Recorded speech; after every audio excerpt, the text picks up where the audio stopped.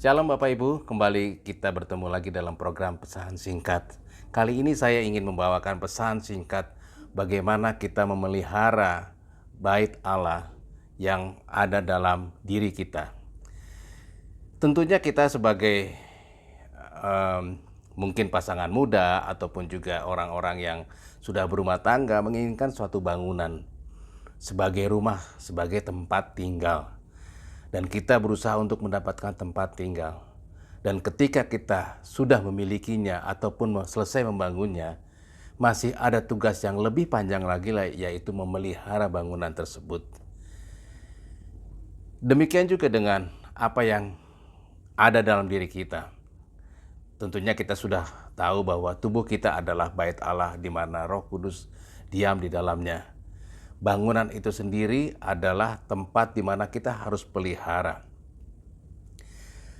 Menjadi seseorang yang menerima Kristus itu bukan dari akhir dari perjalanan hidup kita atau perjalanan hidup rohani kita, tapi itu justru menjadi awal dari kehidupan rohani kita.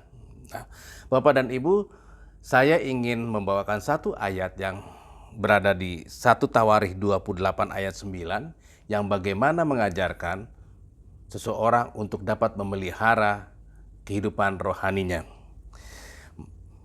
1 Tawarikh 28 ayat 9 mengatakan, "Dan engkau anakku Salomo, kenalah Allah ayahmu dan beribadahlah kepadanya dengan tulus ikhlas dan dengan rela hati. Sebab Tuhan menyelidiki segala hati dan memahami segala niat dan cita-cita. Jika engkau mencari Dia, Ia berkenan ditemui olehmu. Tetapi jika engkau meninggalkan Dia, Ia akan membuang engkau untuk selamanya." Ada beberapa poin yang perlu kita perhatikan dari ayat ini. Yang pertama adalah perlu kita mengenal Allah kita. Seperti Daud menasihati Salomo, bagaimana dia berharap Salomo mengenal Allah yang dia kenal. Memahami Allah harus ada dalam kehidupan kita sehari-hari. Mengenal Allah itu bukan berarti kita secara intelektual saja mengenal dirinya, tetapi juga kita harus mengalami kehadirannya dalam kehidupan sehari-hari. Dalam setiap aktivitas keputusan yang kita akan ambil atau juga setiap rencana-rencana yang kita juga akan buat. Salah satu adalah juga kita perlu membaca dan merenungkan firman Tuhan. Membaca Alkitab secara rutin dan merenungkan firman Tuhan membantu kita memahami dan mengenal Allah kita. Yang kedua adalah bagaimana kita dengan tulus dan rela hati beribadah dengan ketulusan. Ibadah bukan hanya sekedar rutinitas, tapi harus dilakukan dengan ketulusan hati. Kita pergi ke gereja, kita bisa bernyanyi-nyanyi, kita juga bisa membaca firman Tuhan, mendengarkan firman Tuhan, tetapi lakukanlah itu dengan tulus hati saat berdoa juga, dan mengutamakan hubungan pribadi dengan Tuhan. Prioritaskan waktu untuk berkomunikasi dengan Tuhan melalui doa, dan berserah dan membuka hati kita untuk Tuhan. Yang ketiga adalah, poin yang ketiga adalah kita sadar bahwa Tuhan itu hadir, ada pengawasan Tuhan. Tuhan itu maha tahu, Dia maha hadir, sehingga jangan pernah kita merasa bahwa dapat melakukan apa saja tanpa diketahui oleh Tuhan. Sadarlah Tuhan ada di mana-mana sehingga Dia juga dapat menyelidiki setiap perbuatan kita, bahkan Dia menyelidiki hati kita. Ya. Yang keempat adalah mencari Tuhan dengan sungguh-sungguh, mengenal lebih dalam lagi, dan berkomitmen tetap untuk selalu mencari apa yang Tuhan inginkan dari diri kita. Bapak dan Ibu, Daud juga memperingati Salomo.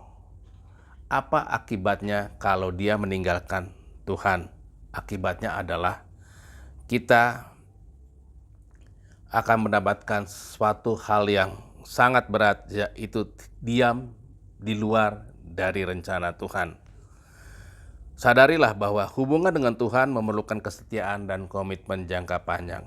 Tetaplah setia kepada Tuhan dalam segala aspek kehidupan kita. Bapak dan Ibu, mengenal Tuhan secara pribadi menurut 1 Tawarikh 28 ayat 9 adalah tentang membangun hubungan intim dengan Tuhan. Itu yang ingin saya berikan pesan pada saat ini.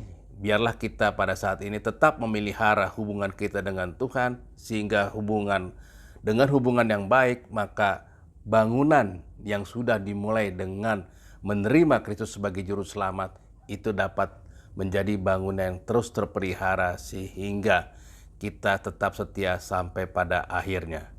Amin.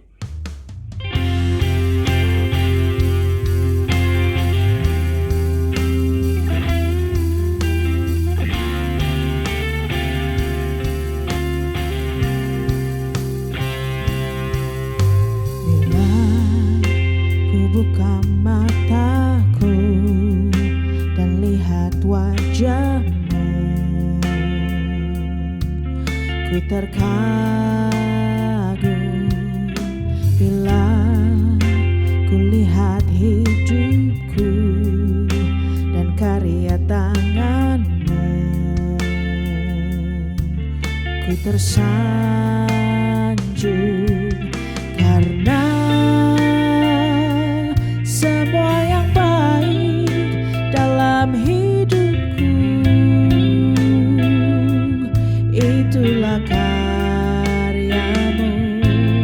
Kau beri kesempatan